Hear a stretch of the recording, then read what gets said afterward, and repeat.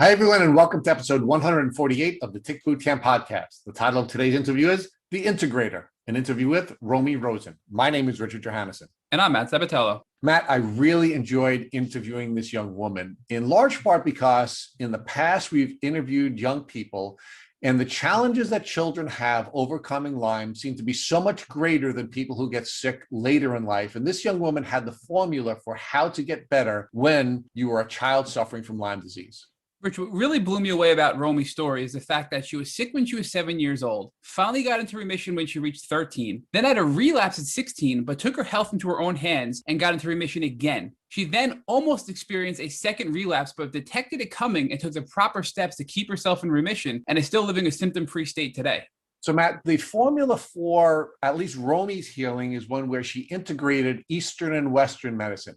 She integrated psychology and tactics. She integrated the work that her mother did during her childhood with her taking control of her own health. And many other facets of her healing were related to integration. So, Matt, I'm really excited to introduce to the Tick Boot Camp community, the integrator, Romy Rosen.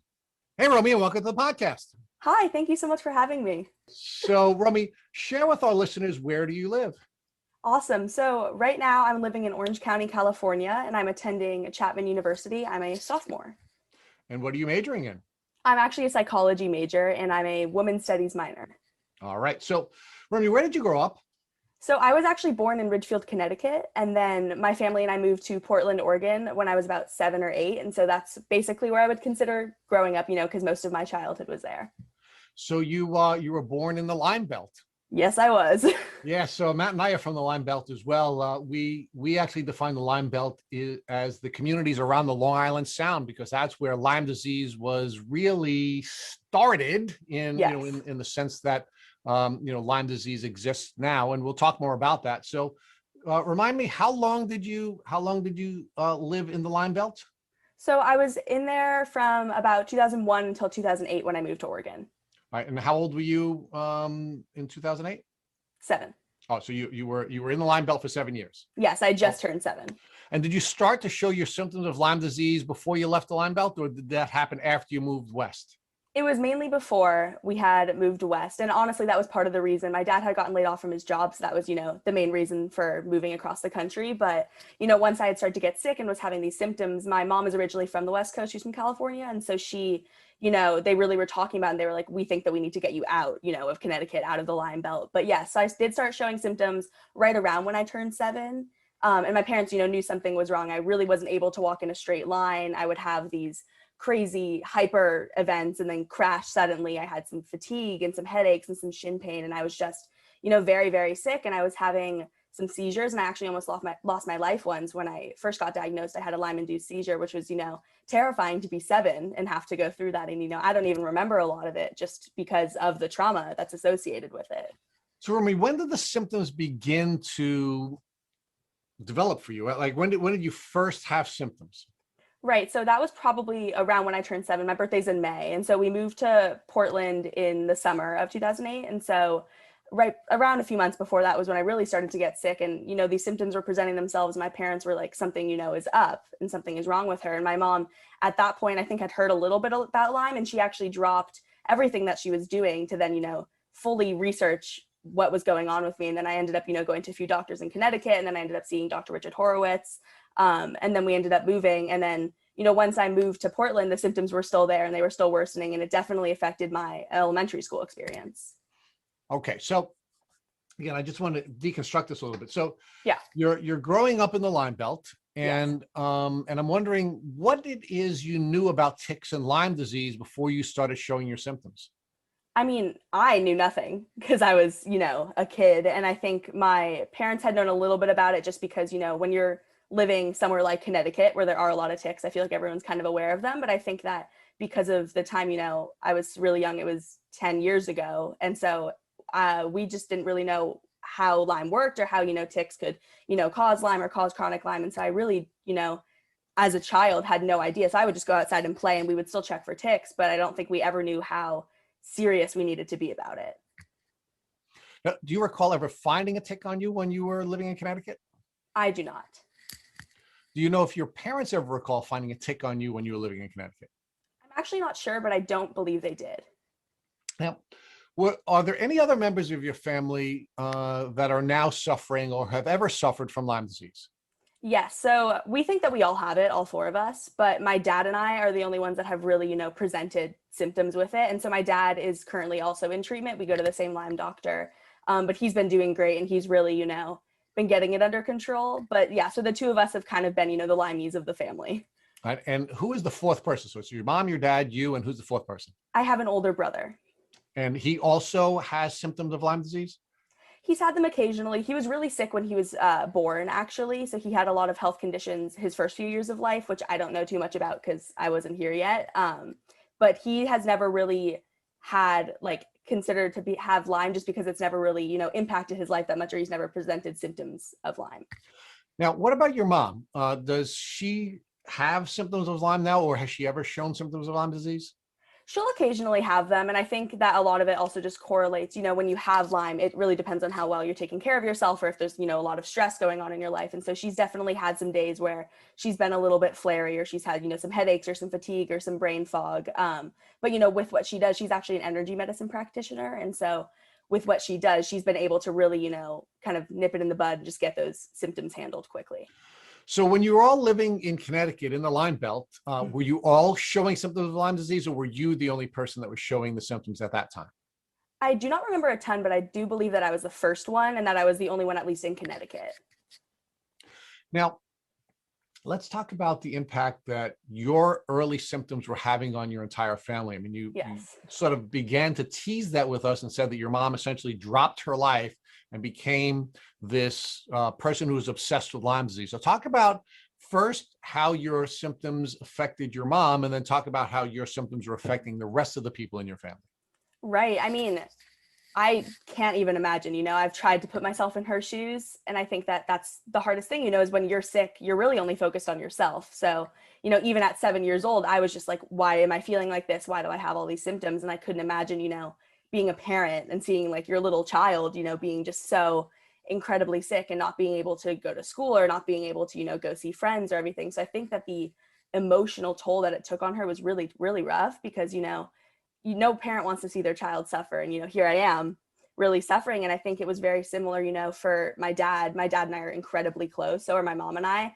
But my dad's basically, him and I are the same people. And so I think for him, seeing his daughter, something was obviously wrong. I was a very happy child. I was always so energetic and fun. And to see me so sick, I'm sure, was incredibly tough for him. And for my brother, I honestly have never asked him about it just because, it's been tough for me to come to terms with the fact that I was sick so young. And so I don't think I've ever wanted to dive into it too much with him. But, I'm sure that to have your sister be really sick was really tough. But he also at the time was so young. He's only 2 years older than me. And so I'm sure he also didn't really know what was going on too much. And when I relapsed later in high school, he was in college. So he was a lot more involved, and he was older. And so he's definitely a lot more involved in my health now than he obviously was when he was 9.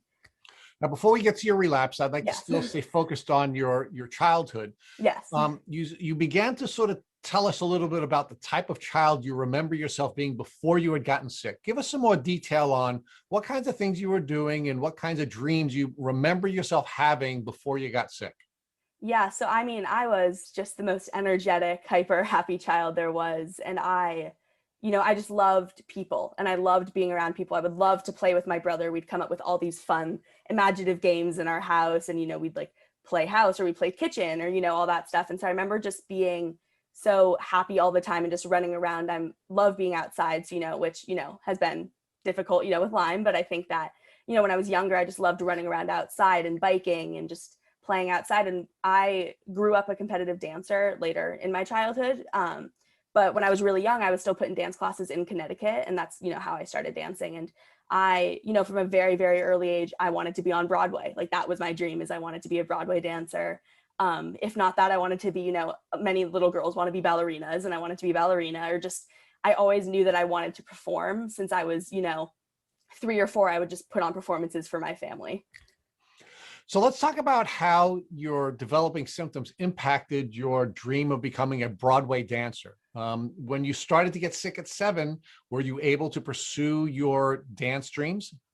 So right when I got sick, I wasn't, just because a lot of my symptoms involved like shin pain, really, really bad muscle aches, fatigue. Like I said, I had really bad brain fog. And so focusing, memory was really tough. I couldn't really walk in a straight line a lot of the time. And so, you know, in the early stages, especially since I was so young, like dance was not the priority at that time. You know, it was, we need to figure out her health. We need to get her better. And then when I moved to Portland, we started trying to see if I could get into dance classes there. And there was a studio near me that a lot of my friends were going to. And I actually ended up starting my competition journey there when I had moved. And I think that, at least for my childhood with Lyme, I think that dance saved me.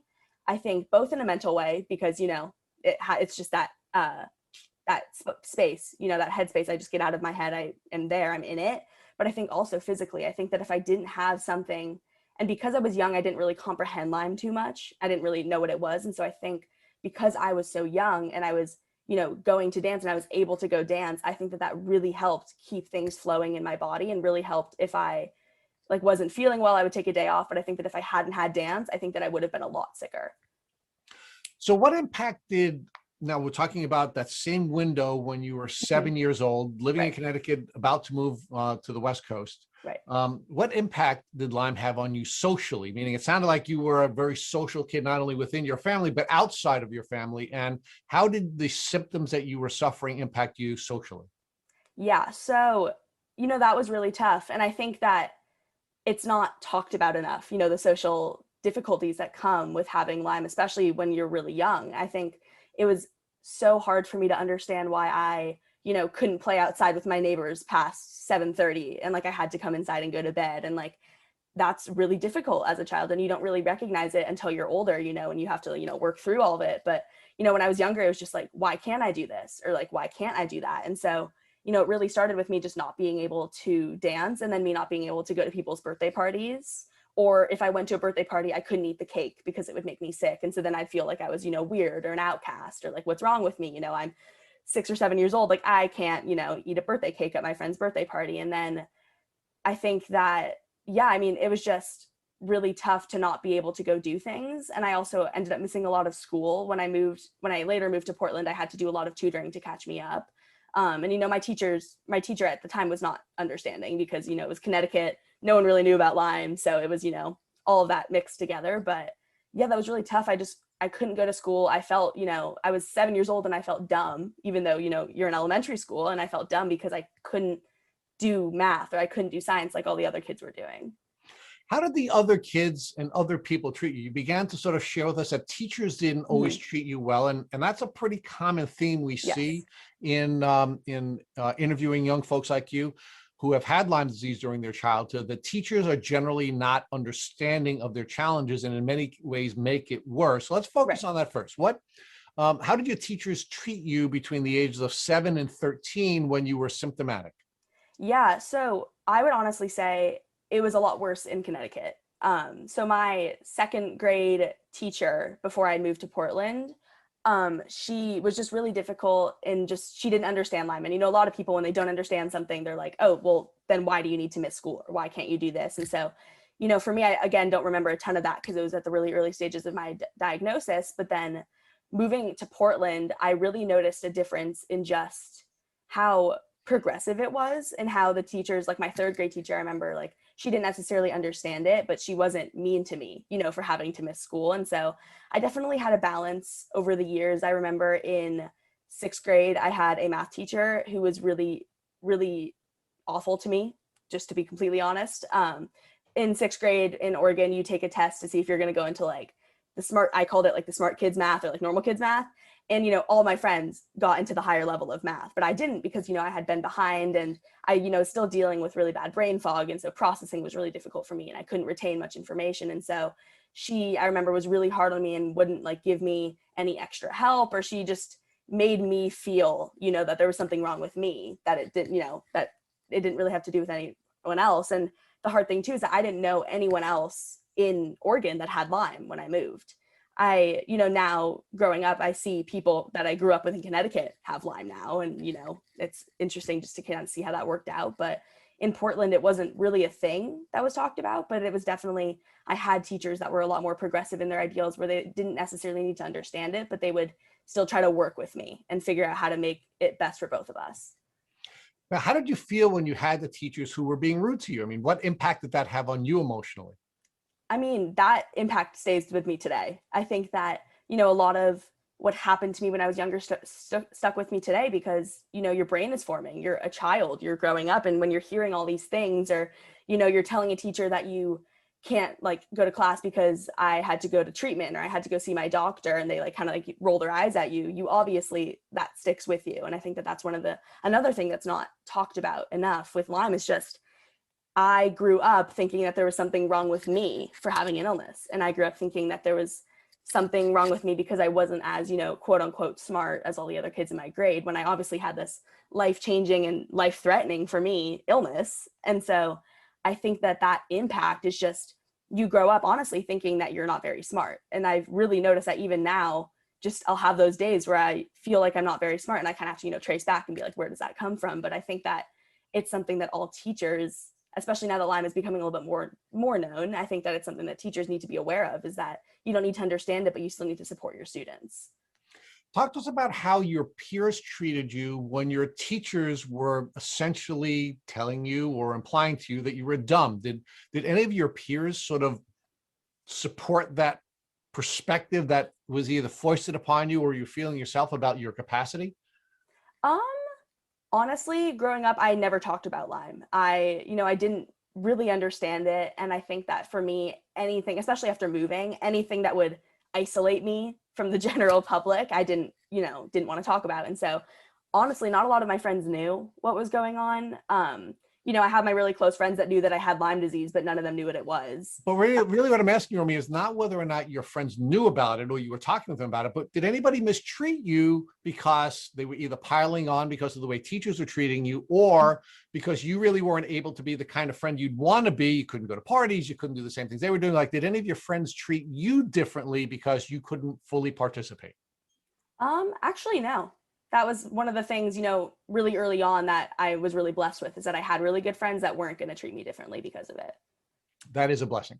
Were there any other people in your life, doctors, extended family members, any other people in your life who treated you badly while you were sick, or certainly didn't treat you with the kind of sympathy they should have when you were not feeling well?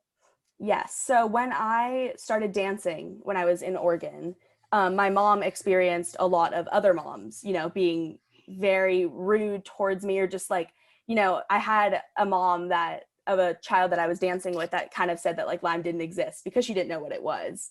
And so I think that was really tough, is that especially in dance, there would be days where I couldn't do something, or where I would have to explain, oh, my muscles are feeling a little bit weak today. Can I just, do half of the practice or half of the rehearsal? And there were a lot of moms that didn't understand that. And because, it's just this common theme of, if you don't understand it, it doesn't exist. Or if you don't understand it, it's obviously not a valid, or if you can't see it. Right, exactly. It's not a valid thing. Yes, I got so many "you don't look sick" comments, or, how can you be dancing if you're sick, or, all of that. And so that was also really tough, is that dance, which was my outlet, I was still experiencing that kind of just ignorance around Lyme.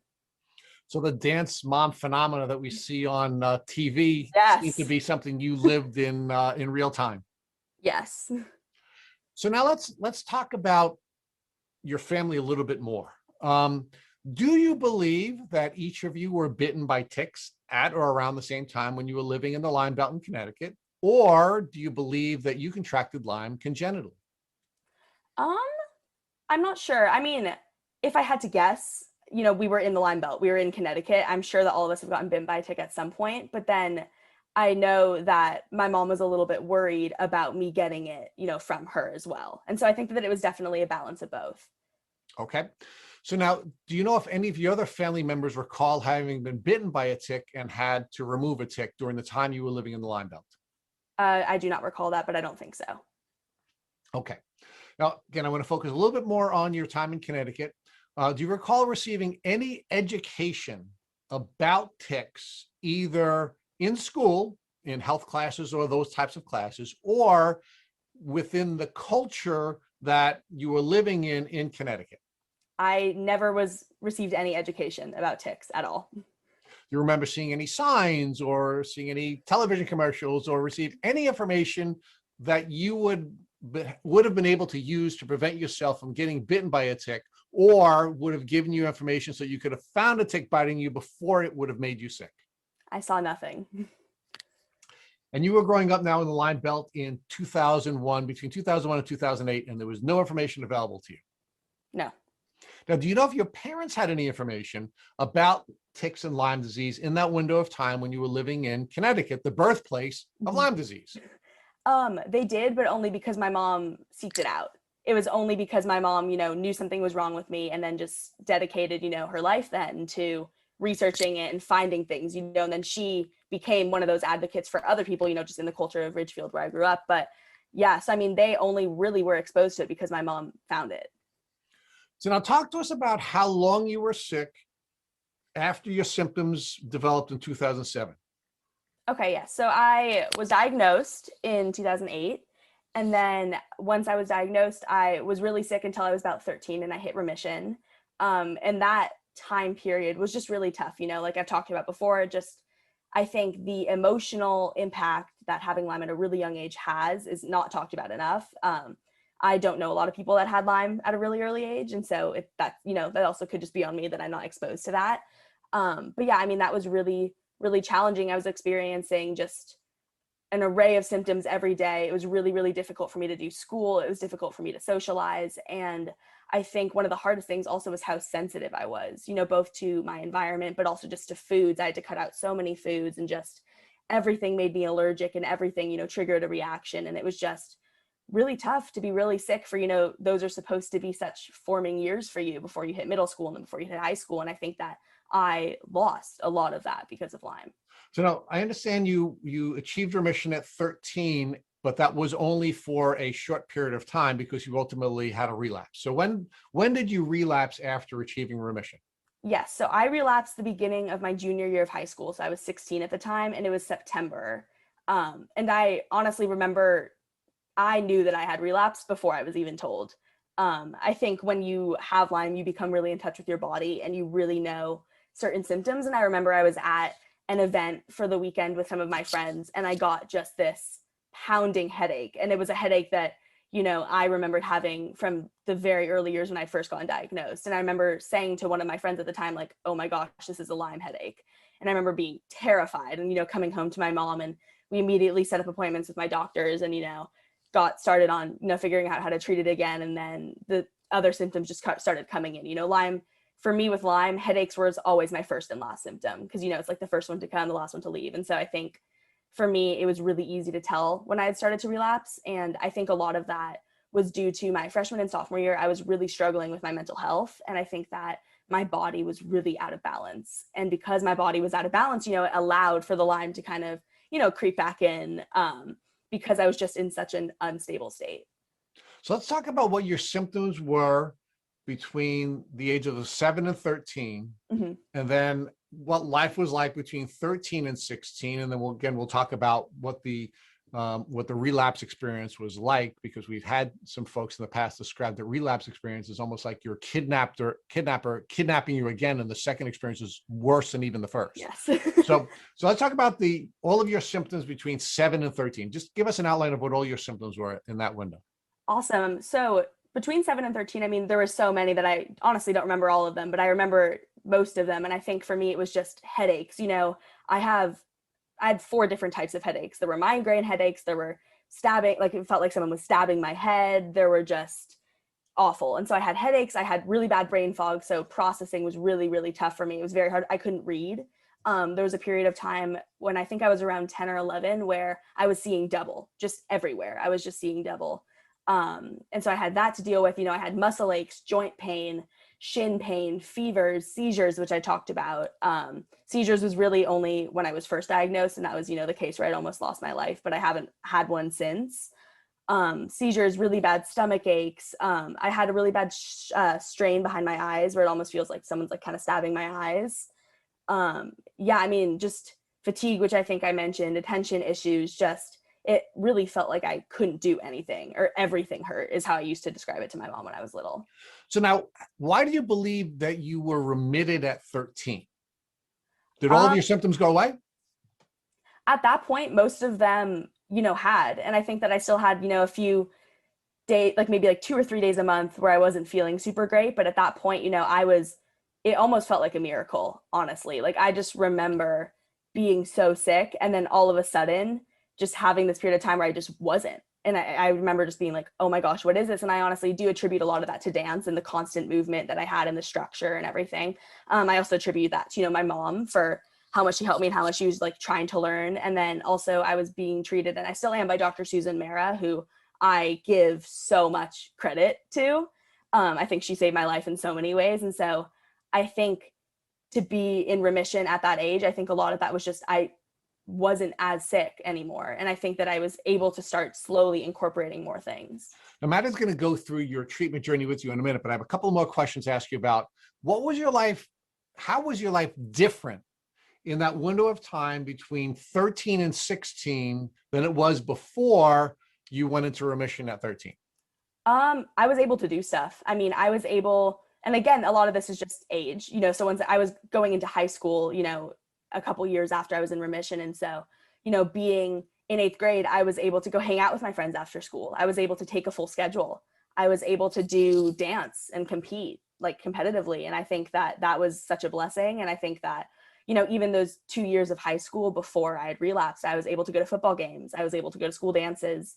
I could take a full schedule. I could, every once in a while, if I wanted to have a candy bar, I could have one without triggering an entire reaction. So I think I really always explain it to people as I felt normal for a little bit, and like I'd mentioned, that freshman and sophomore year, I was really struggling with mental health, but I think putting that aside and everything that I was also dealing with then, I was living a pretty normal life.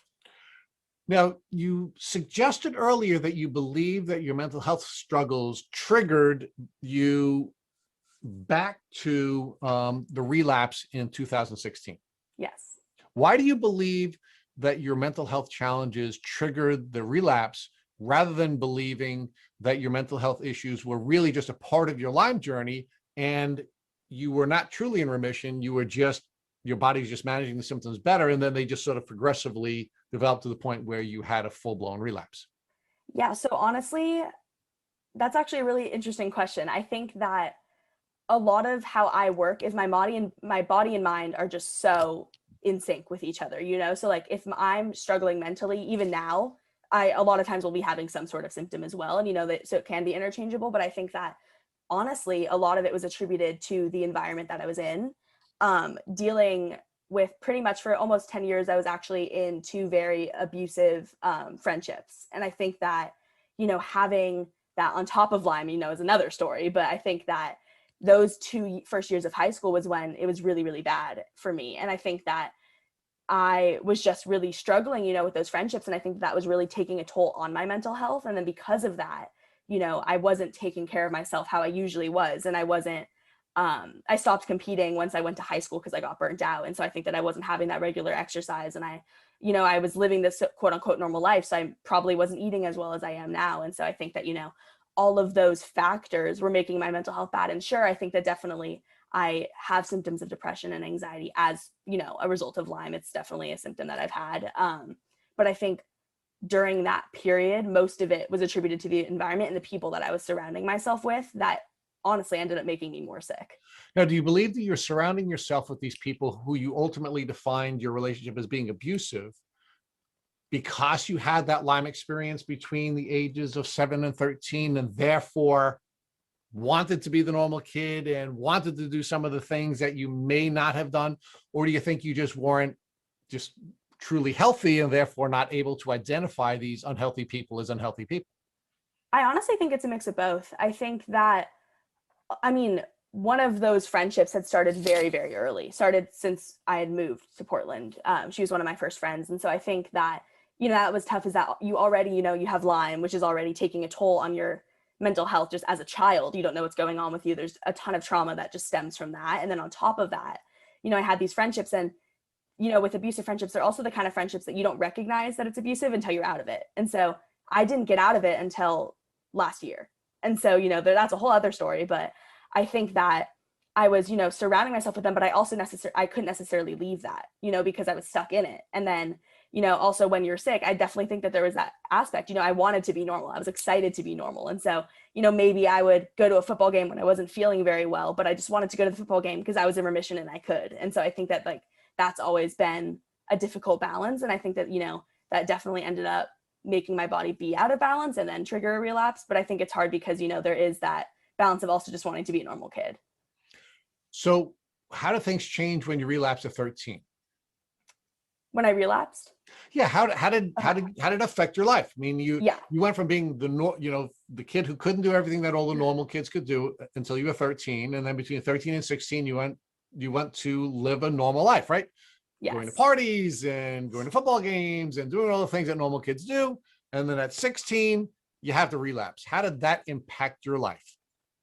I mean, it was awful, honestly. I think even to start out, relapsing junior year of high school, worst possible year that you could relapse. That's when college apps start, or, you start looking at that kind of stuff. And, for me, when I relapsed, I didn't know if I was going to be able to go to college. I didn't know if I was really going to be able to have a future, outside of Lyme. And I think that was really challenging, is that all my friends, were like, oh, I don't know if I'm gonna be able to go to this college, or I need to get this job to, go on my applications. And I'm just trying to, survive. And so it was really, really tough to relapse, because I had also never understood anything that happened when I was really young, because like I said, like I was 7, my mom really took care of most of it. I was a kid.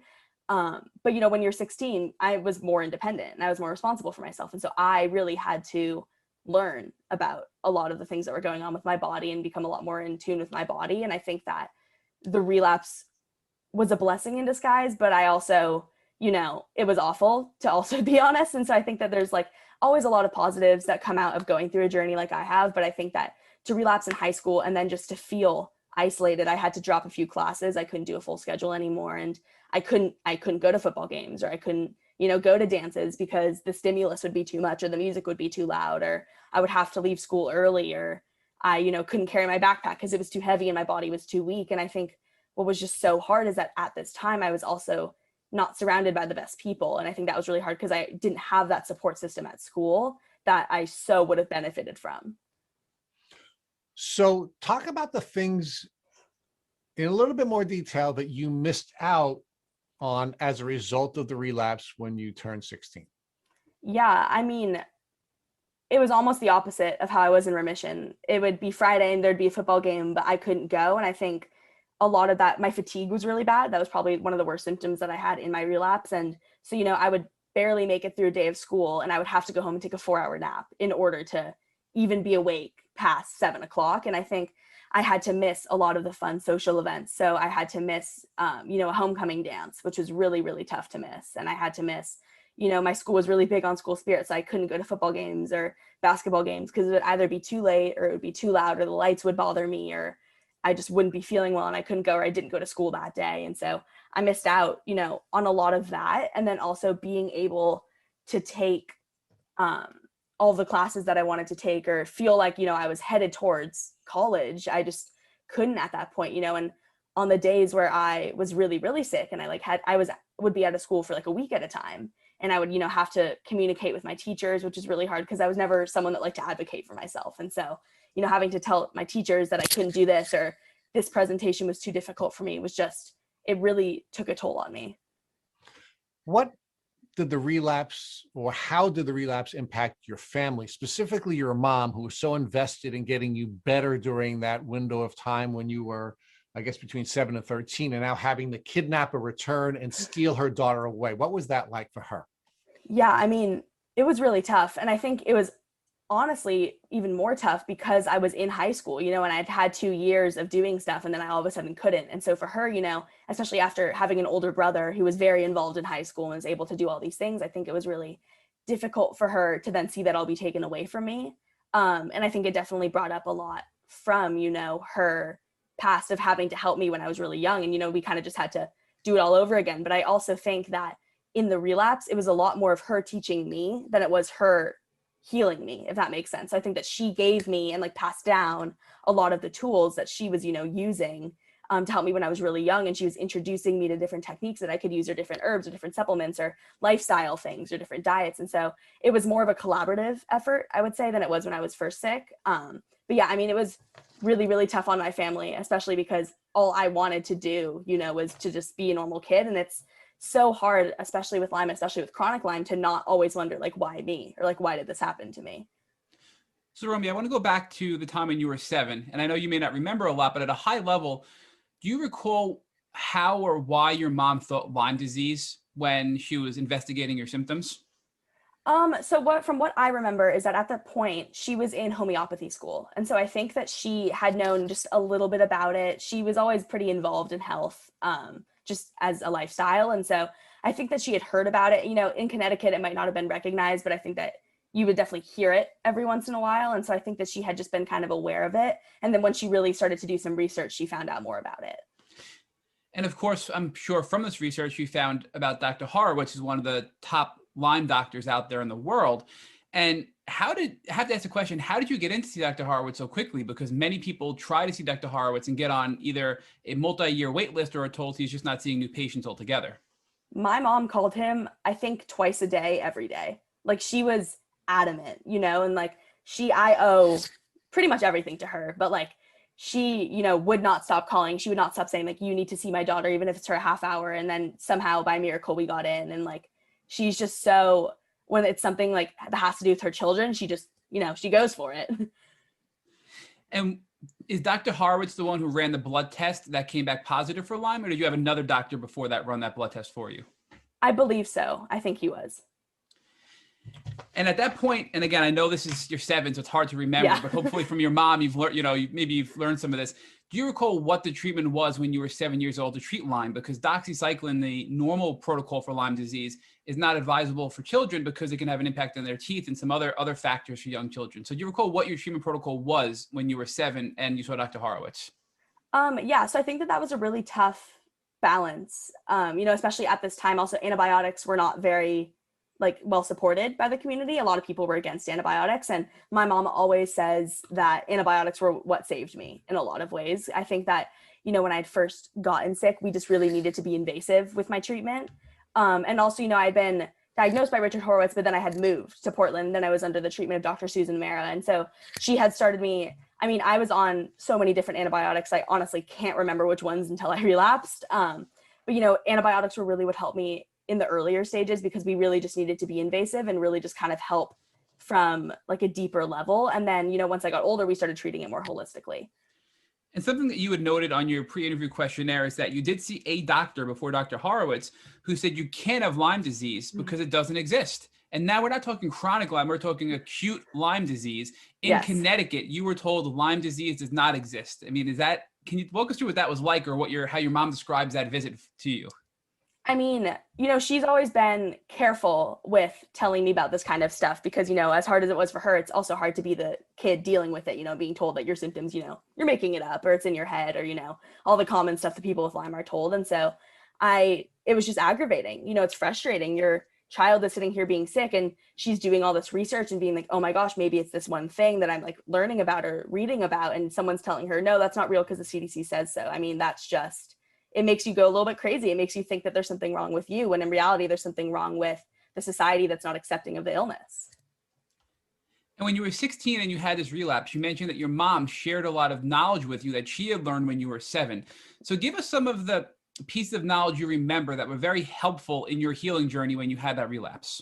Yeah, so a big part was antibiotics. I've been on minocycline and Bactrim for a really long time. And minocycline, I don't know what I would have done without it. It helped my headaches tremendously because that was a really big symptom that I was having. And so, she was always encouraging to learn about antibiotics and, to also take them if my doctor was recommending it. But, she is probably the smartest person I know. So she's an energy medicine practitioner. And so she, through her journey of healing me and learning about my illness, she learned a lot about natural medicine, homeopathy, like biosec clearing, herbs, supplements, all of that stuff. And so when I had relapsed, my body was also very sensitive at that time. And so we had to be very careful, even supplement wise, with what was being put in my body. And so she was really just passing down the knowledge that she has. She has all these binders from when I was younger of like every symptom log I ever had or every doctor's appointment. And so like, they're always there if I need to go look at it. But it was really just this collaborative effort of me being like, Mom, I'm flaring today and these are my symptoms. And we'd go together and we'd look at the stuff that she had and she'd be like, what do you think that you need to take? Or what do you think would be helpful here? So it sounds like really documenting is important because you can look back at that and use that as a tool in the future.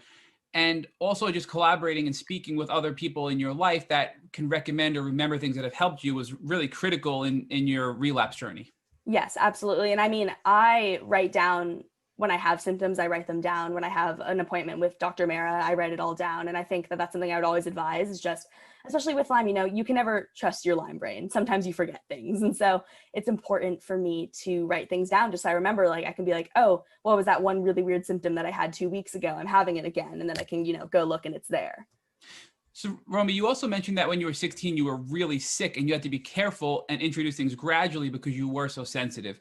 So if you can get a little more specific about that and give our listeners some advice about if they are really sick, things to be careful of and maybe overloading their body with aggressive treatment and finding that balance of treating but not being too aggressive on a weakened system. Yes. So honestly, the hardest thing that I had to learn at that time was a lot of it's trial and error. And that's really difficult. And sometimes you have to do it. And so for me, like with Dr. Mara, a lot of times it was, we would try the antibiotic, but it would make me herx really, really badly. And so we'd have to be like, okay, let's cut down, you know, the dose a little bit.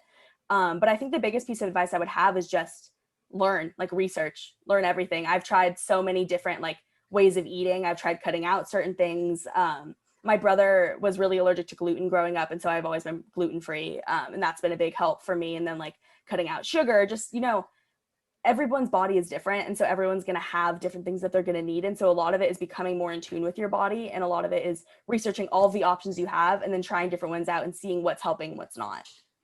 So in addition to the Bactrim and the minocycline that you did for the antibiotics that helped you, you also mentioned that you just dropped a couple other things on us, that you had some diet changes and also homeopathy. So first, let's start with your diet changes that you made when you were 16 and had your relapse and how they helped improve your health. Yeah, so diet has always been really important to me, my family. I've always been a very healthy eater. Like I've always gravitated towards that kind of food. So when I had relapsed, I cut out gluten again because also when I was in remission, I was eating gluten, you know, because I wanted to be a normal kid and I didn't want to, you know, not be able to go out and get pizza with my friends. So I cut out gluten and I've been gluten-free since. And I think that that's been a huge help, especially for people that have issues with their stomach. Cutting out gluten really, really helped me with stomach problems. And then I also tried to limit cane sugar or added sugars. I don't have a big sweet tooth, so it's not really that much of an issue for me. And that was really helpful just with my brain and with my headaches. And so I think really just emphasizing whole foods and emphasizing food that gives you fuel and gives you energy. And I know that a lot of times with Lyme too, it can be really hard to have a good relationship with food because a lot of times you're really allergic to different things. But I think for me, it was just, you know, finding foods that I really enjoyed and figuring out, you know, new recipes or how to make them, or saying to my mom, like, oh, will you grab this when you're at the store? A lot of it comes from advocating for different things that you want to try. Or if you can't do that, you know, asking someone for help. I'm huge in asking someone for help. There's been so many times where I've said to my mom, like, I'm not feeling great and I'm not sure what to eat today. What would you recommend? And I'm 19 and I still ask my mom for that sometimes. And so I think just everybody's different. So every diet's going to be different and not everything's going to work for everyone. But I think that there are definitely things that you can learn to cut out or learn to add in that are going to help with your symptoms. Now, Romy, let's go on to the homeopathy or the homeopathic route you took as well, because it sounds like you were treating now with Dr. Susan and using antibiotics and easing into that when you got your relapse, but also with your mom being an energy healer and an energy medicine practitioner, she's now looking up and researching holistic ways to treat you as well. So what specifically did you do in that world compared to the antibiotic world that also helped you heal? Yes. So homeopathy for me is a lot more like case by case basis. It's a lot more just dependent on the situation, whereas antibiotics are something I take every other day now, but usually every day. And so for me, homeopathy has been just a big help in either reducing symptoms or like immediate symptoms. And so for me, I take a lot of homeopathic remedies for anxiety that have really helped. And so the main thing is like, you can find them anywhere, which is also great. Most grocery stores will have them. And so you can go and read what they're treating and stuff. And so for me, I always have a bag of homeopathic remedies with me in my purse. Everywhere I go, I have it in my room, I have them in my car, just everywhere. And so I have certain ones that I take for certain symptoms, especially now that I'm more in maintenance. They've really been helping with those kinds of day-to-day symptoms. And so homeopathy for me hasn't been something that's fully healed symptoms, but it's definitely something that takes the pain away a little bit. Romy, let's get a little more detailed with that, because many people with Lyme suffer from anxiety. So what specifically are you using for you that helps you with your anxiety, so our listeners can go and research those things and potentially use them on their own as well? Okay, so I have 2 for anxiety that have really, really helped me. The first one is Aconite. There's a ton of different potencies that you can take. I do 1M typically. Aconite has been a game changer for me. I take it before every presentation. I took it before today. I just take it for everything. And it really helps. The big thing with homeopathic remedies is they only help if the symptom's there. So they're not really good at preventing. But if I feel a little bit of anxiety coming on, I just take one of those. So Aconite has been a game changer for my anxiety, especially now, living on my own, as well as Pulsatilla. And I do that one also at 1M, but I also have a 30C that I'll take. And that really helps if you're feeling very overwhelmed or if you're feeling really sad. Lyme's hard. A lot of times you're going to have those days where it just really sucks to have Lyme. And that's one of those remedies that I take to kind of help calm my body a little bit, especially if I've been crying a lot. And Romy, where do you buy this Alchemite and Pulsatilla, which I probably mispronounced, but where do you purchase them? Can you buy them on Amazon? Like, where would you recommend people go to research these? And then if they want to purchase them for Lyme anxiety, where they can buy them from a reputable source? Yes. So most of them, if you look them up, you'll find them online, but I personally get mine at Whole Foods. Most like grocery stores, health food stores will have in the medicine section or like the supplement section, there'll be like a little array of all the homeopathic remedies that you can get. My mom also has kits. So you can order like a kit of all the main 30C ones that most people are using.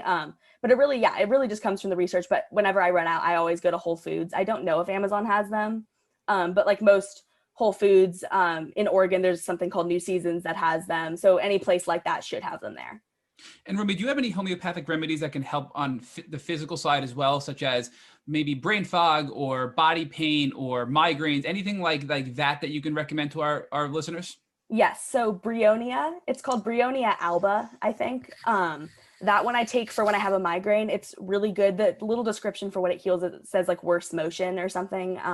But I use that for if I have a migraine and I'm feeling like I can't move without my headache feeling worse. That one really, really helps. So Bryonia is a really good one. And then I take Natrum muricum. I call it Natmur just because it's easier. And that one has really helped with muscle aches and muscle pains. Can you say it name one more time? The muscle aches one? I'm sorry. Yeah, so it's Natrum muricum.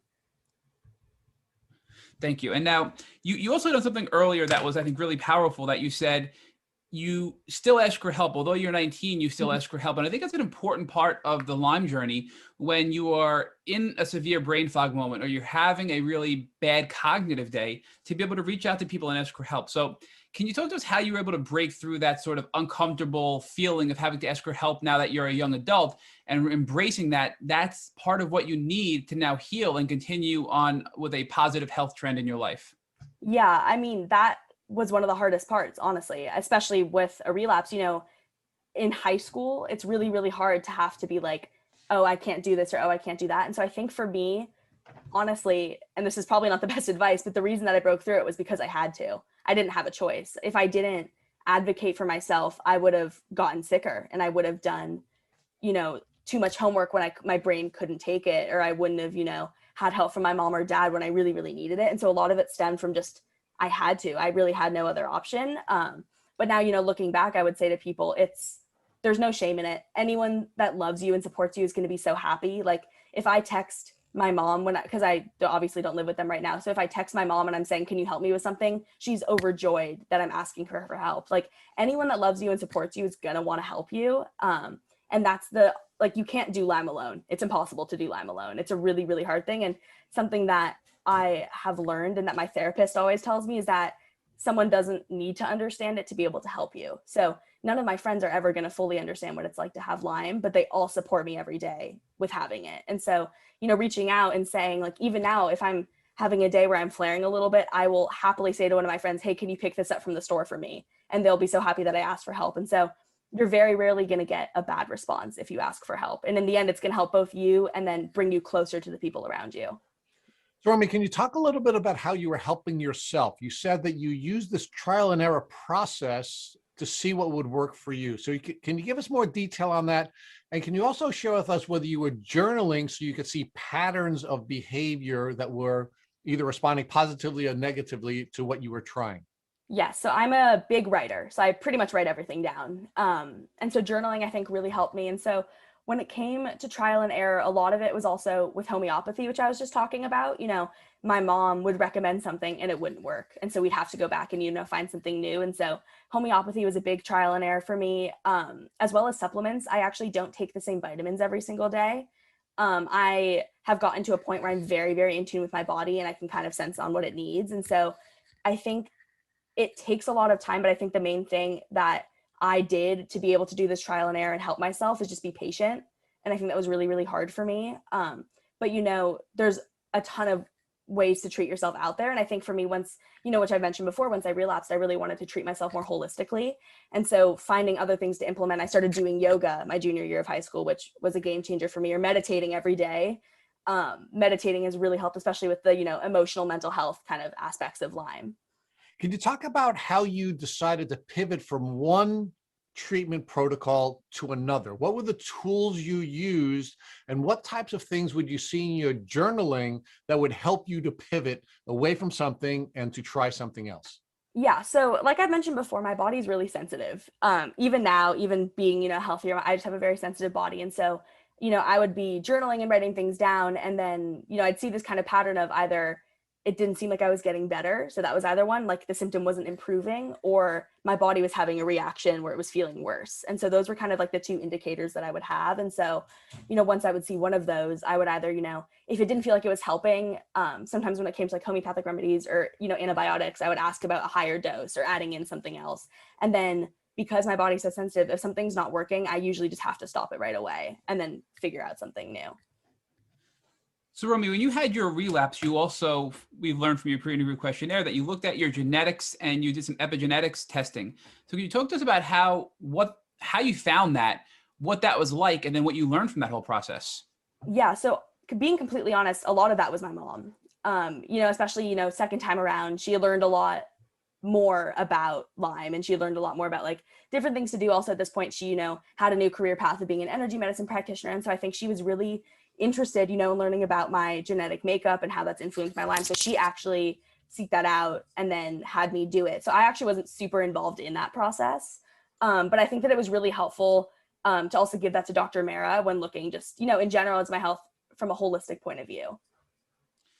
And like, what are some things that you learned from this genetics test that helped your doctor either change or modify your treatment protocol based on your own specific DNA makeup? Can you think of anything that changed as a result of this testing?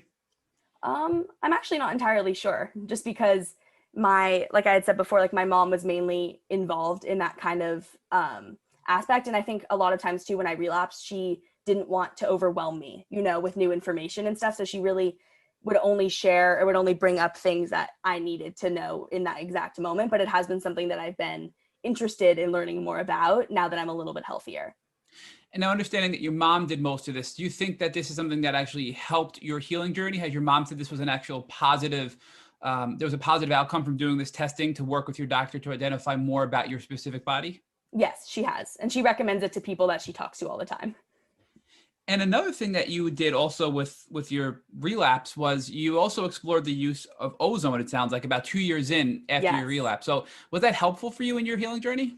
Oh my gosh, ozone changed my life with Lyme. It was one of those things. I actually found ozone on my own. This is, kind of a little bit of my mom and me as I was researching different ways, especially because how I mentioned before, in my relapse, my fatigue was really bad. I was really struggling with that. Like I could barely make it through a day of school. And so one day I was just kind of, researching different protocols for Lyme or different treatments that there were. And I found ozone and I started really looking into it. And I went to my mom and I said, Mom, I think this is something that we should, try. And she was like, okay, let's set up an appointment and go talk to a doctor. And so I started doing ozone twice a week. And I did it up until the week before I left for college, my freshman year, so last year. And it was probably the biggest help with my relapse. It changed my energy just incredibly. And I think the hardest thing with ozone is that it's one of those things you have to be really patient with. You really, really have to stick it out, because the first week or so I herxed a lot and it made me feel really sick for the first week. And then once my body really adjusted to it, I would leave my ozone sessions more energized. And I was able to actually, start going back to football games or, I could go hang out with my friends at night and not feel super fatigued or sick afterwards. And so I think that Ozone really just helped my blood and give me better blood. And I think that it just really changed my energy and changed my fatigue symptom tremendously. So although that this was really a treatment that caused you to herx a lot in the beginning, you recommend people give it a shot and not give up right away, because after the first week of herxing, you really experienced some positive benefits from ozone therapy. Absolutely. And when I was talking to the nurse that does my that did my ozone, she was saying most people experience a herx right when they started as well, because it's a huge, not only is it a big change just with medicine or you're having something new in your body, but also getting an IV is also a big experience for people. And that was my first time doing that. And so she was constantly saying, like, just stick it out. I know that it's making your symptoms a little bit worse, but I promise you it'll help. And it did. And, if you hit 2 weeks of doing ozone and it's not helping, maybe that's your sign that it's not for you and you have to do another, trial and error like I was talking about before. And where do you go to find a place that can actually give you ozone therapy? Because we get a lot of questions often on social media and through our website, people asking us, like, where do you find these facilities and how do you know that they're reputable? So was that something your mom did and found the facility, or were you involved in that process as well? So I came to her talking about ozone, and then she had known a naturopath who worked at the clinic where they did ozone. And so basically what we did, and then when I was coming back to college, we weren't sure if I was going to do it here. And so what I ended up doing is just, looking up ozone therapy near me. And you just really have to commit like an hour or so, to read reviews and to call doctors. And a lot of places also, I know that there's some instances where places will do it, but they won't say that they do it like on their website. You just have to call and be like, do you know a doctor? Also, if you call a place or you have a naturopath that you really like, you can always ask them, do you know somewhere near us that does ozone? I had to drive 45 minutes to do it, which I'm really lucky that I was able to do. I had to miss school for it, but in the end, my health was the priority, so that was more important. But I think either asking the doctor that you're currently seeing if they know anyone that does ozone around you, or also just researching on your own. I think that there's more clinics now that are doing it. And Romy, I think that it's amazing that although when you were 7, you really couldn't process and learn on your own, when you had your relapse, when you were 16, you really kind of jumped in and had your mom teach you everything. So you had the knowledge as well. And I think that knowledge helped you prevent another potential second relapse last year. Can you talk to us more about that and how you recognized this was coming on and what you did to stop your second relapse? Yes. So, quarantine hit last year and for COVID, and that was really, really tough on a lot of people and tough on everyone's mental health. And so I, was home for a very long time, and I ended up moving back to school this past August with my friends to live off campus. We were all just going to quarantine together, do online classes together. Everything was great. I was very excited for it. So I moved back, and then about 2 or 3 weeks into being back, I really started to notice my mental health being really bad. And I noticed that I was just feeling really anxious. I was having a lot of depressive episodes, and I didn't know what was going on because it didn't feel like it was towards any specific thing. It just felt like anxiety, or it felt like depression. And because of that, like I mentioned before, my physical body really responds to my emotional body and my mental health. And so because of that, I noticed my Lyme starting to flare up a little bit more, and I was starting to flare more consistently, or I was starting to have some headaches every day. And so it really got to a point where emotionally I could not do school anymore, and I could not be around people anymore, and I could not have those responsibilities, also talking about the complete life change it is to go from living at home to then living by yourself and being fully, responsible for yourself. And so I wasn't well at all, both mentally and then physically. It really started to take a toll on me as well. And so I had gotten to the point where I'd called my parents and I'd said, I don't think I can be here right now. I think that I need to come home and figure out whatever's going on with me. And I had called Dr. Mara, and we had talked about, some different treatments to do. And she had talked about doing Rocephin because I had a lot of neuroinflammation and everything. And so I'd kind of made a plan with her. And then I had been seeing a therapist here, and we decided to, up it to twice a week and do that. And so I honestly ended up just taking medical leave and then moving home. And in these 4 past months, which is really crazy, coming out of it, I had probably what's been the most healing part of my entire journey over those past 4 months. And I went through, I was kind of talking about before about those friendships that I was in high school. I went through some very deep, intense trauma therapy that I'm still, working through. Also just to handle the traumas that are associated with Lyme. And I think that was something that I'd never acknowledged, because also there is a part of me, that was in high school, and I didn't want to talk about the fact that I had Lyme, or I didn't want it to be a thing, or I didn't want to, acknowledge those feelings. And so, I had gone home and I started doing IV Rocephin treatments. I was seeing Dr. Mara more regularly again because I was in maintenance. So I was only seeing her once every 2 months. And I started seeing her once every month again. I did IVs. I was doing twice a week therapy. And yeah, I really just had to take time off school to fully invest in my healing. So it sounds like your healing approach and your health has been getting better and better and better, and you're getting better at recognizing these flares and these relapses. Yes. And now you're using a combination of treatment for your physical health, like when you had the neuroinflammation and you did the IV Rocephin, and also your emotional health and the stress that you have emotionally, and you work on both at the same time. And as a result, you're in probably the best health you've been in, it sounds like, since you were young. So give us an idea. I mean, you're just doing an amazing job on this interview. You've given us so much great information, but how would you assess your health today compared to when you first got sick? I mean, I'm a completely different person, honestly. Like, my ability to tell when I'm not feeling well has just really strengthened over the years, like you were kind of just saying. And I think that for me, having to learn at such a young age to prioritize both myself, my health, and then also learn about my body, at between ages 7 and 13, and then later, 16, it was really frustrating because, again, I felt like an outcast. I felt like I, was different from all my friends. But I think it was the biggest blessing because, now, I mean, sitting here in front of you, I'm so much healthier. And I think I wouldn't have been as healthy if I hadn't have gone through the past 4 months that I just did, just to do that really deep healing and that deep work that I needed to do that had really just been suppressed for so long, that was started to, come up when I'd gone through a new life change. And so I think for me now, like, I'm still treating my Lyme and I'm still, getting back on my feet. And I wouldn't say I'm like perfect yet. No one's perfect. Healing isn't linear. I'm sure I'll have my harder days, but I think that for me now, where I'm at, if you would have told me that I would have been here like 10 years ago, I would not have believed you. So talk about the transformational experience that you've gone through. I mean, how are you different in a positive way as a result of going on the Lyme disease journey?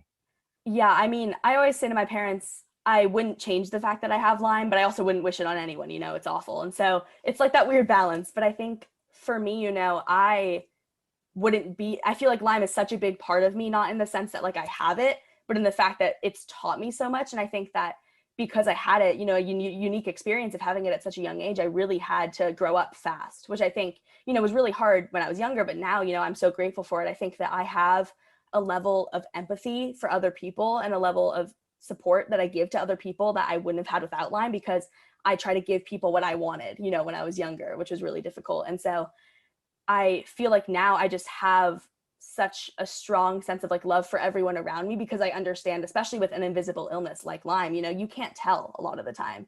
And so like, you never know what someone else is going through. And I think that I have that now because I had Lyme and because other people couldn't tell what I was going through, and they would, treat me poorly, not knowing what was going on with me. And so I think for me, now I'm just a lot more supportive of the people around me, and I'm a lot more understanding. And I also think that I'm pretty mature for my age because of everything that I've had to deal with. And I think that I just have a greater appreciation for life and just, the small things. Like for me, being able to go through a day of classes now, on Zoom without flaring up is a huge win. And I'm so grateful for that. And so I think just now I'm so much more appreciative of the small things. Whereas when I was really sick, it was all, why is this happening to me? I'm never going to get better.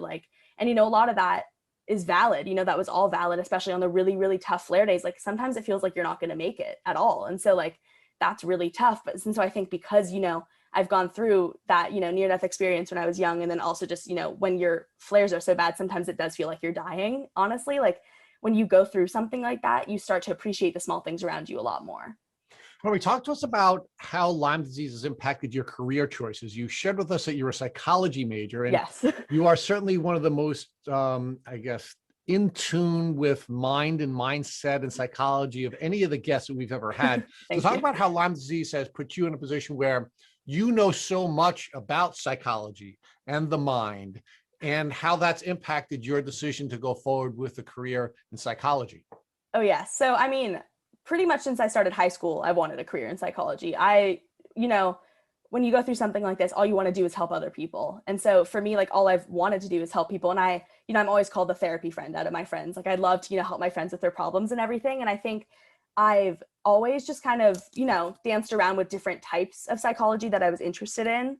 But I think that for me, I have really been going towards the path of becoming a therapist. And I really want to become a therapist that specializes in patients that have chronic illnesses, because, nothing about Lyme is talked about enough just in general. But I think especially the emotional impact that Lyme has on people is not talked about. And I think that it's so important. And the amount of times I was in therapy all of high school, but the amount of times I wish that my therapist had Lyme and would like really understand it, like it would have just been a game changer for me. And so I really want to work, especially with teens that have Lyme, because that's, really difficult. And that's what got me interested in doing the Global Lyme Alliance peer mentorship that I do. But I have always been passionate about helping people. And, one day, like my big dream is to have some sort of wellness retreat, where I mix all the things that I'm passionate about, like psychology therapy sessions, but then I'm also want to get yoga certified to be a yoga instructor. And, so kind of mix all of those things together. But ultimately, I think Lyme has made me just want to help people.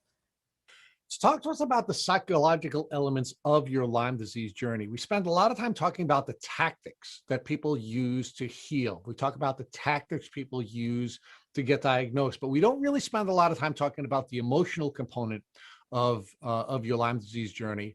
And I've heard some folks argue to me that a Lyme disease journey is really 80% emotional or psychological and only 20% tactical. Would you agree with that? And talk more about how you were able to use your understanding of your mind to first get yourself started on your healing journey, and how it helped you to consistently pivot from one type of treatment to another and ultimately get you to remission. Yeah. So I think, I don't know what I would say to that statement about, Lyme being 80% psychological. I think it's different for everyone, which is something that I always try, to tell people around me, is like every single body is different. Every single experience is going to be different. For me, especially when it came to my relapse, a lot of my journey was psychological that I had to deal with. But, when I was younger, a lot of it was more tactical and physical. And so, it's going to be different for everyone. And I think for me, like what really got me started on that healing journey, is I didn't want to be sad about Lyme anymore. And I think that was really hard to kind of come to terms with that, because especially being in high school, no one really understood it. And because of the people I was surrounded by, no one really cared. And so I felt really, really isolated. And so, I was doing all these things to help my physical body, taking antibiotics, doing ozone, doing treatment, and it felt like there was something missing. And I think a lot of it, which I've talked about, has to do with my mom because of what she does for a living. But I really, once I started taking psychology classes and I became really passionate about, psychology and the mind and helping yourself, I really started to get in tune with more of what my body needs. And that's where I really got into yoga, and I started taking yoga regularly and starting to do like a regular meditation practice or get time outside. And so I think that a big part of Lyme is it's not always going to help your symptoms, but I think I've never like sat outside for 10 minutes and felt worse. And so I think it's always just finding that balance and recognizing that a lot of things that you could do, there's a lot of things that you can do just to ease your mind a little bit if your body's flaring up. So Romy, talk to us about the differences between the cognitive processes in your brain and the emotional elements of your mind and mindset, and how they sometimes work together and how they sometimes were opposed to one another, and what impact that had on your healing journey. Yeah. And so I think for me, what was really hard with the cognitive process was when I had brain fog. And I think that it was just really hard for me to be able to focus and to be able to concentrate, and I really couldn't remember a lot of stuff.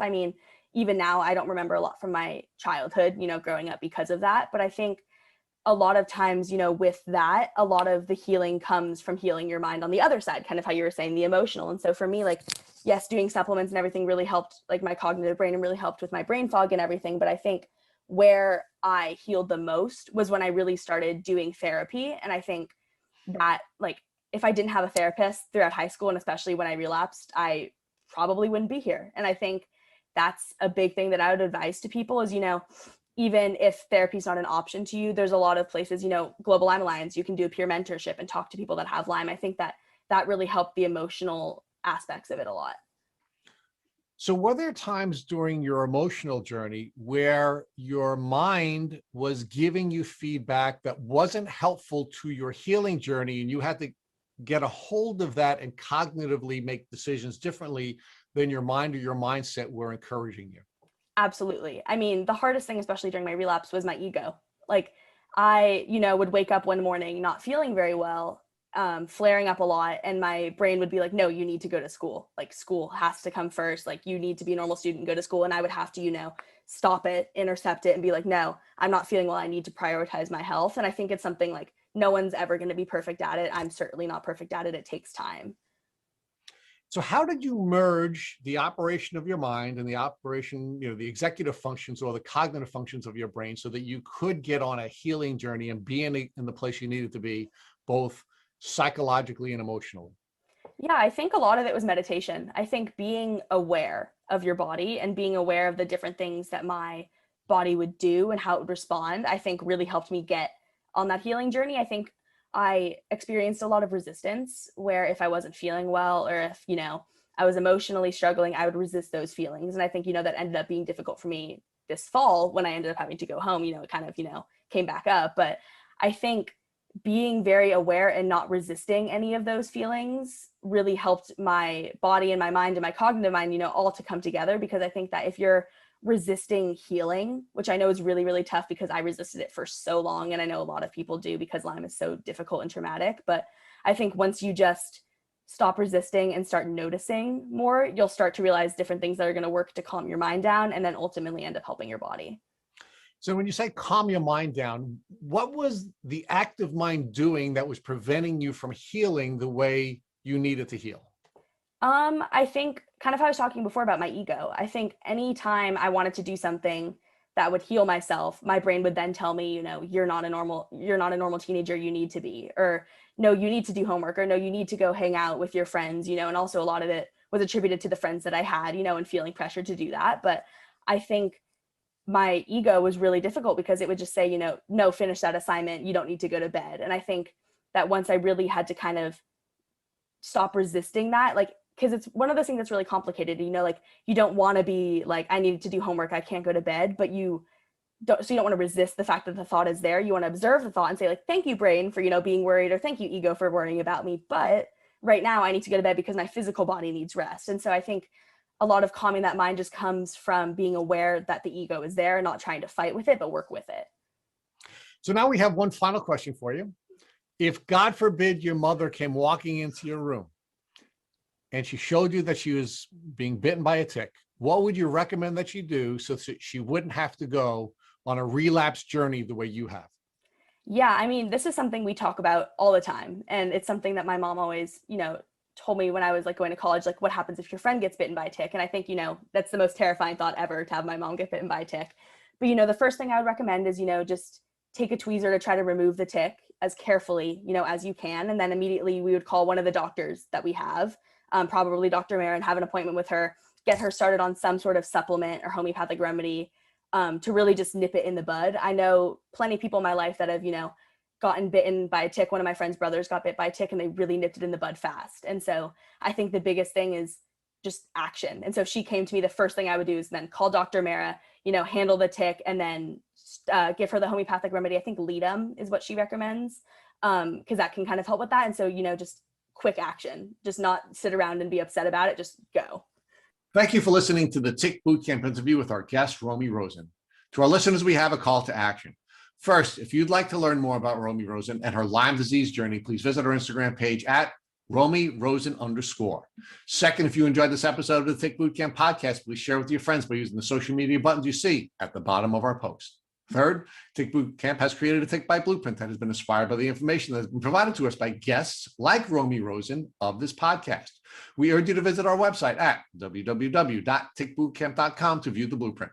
Please note we would appreciate any input or improvements you would like to offer us. Fourth, don't forget to subscribe to this podcast on iTunes, Google Podcasts, or Spotify to get your automatic episode updates of our Tick Bootcamp podcast. And finally, please take a minute to leave us an honest review or rating on iTunes or on our website. Thank you, as always, for listening.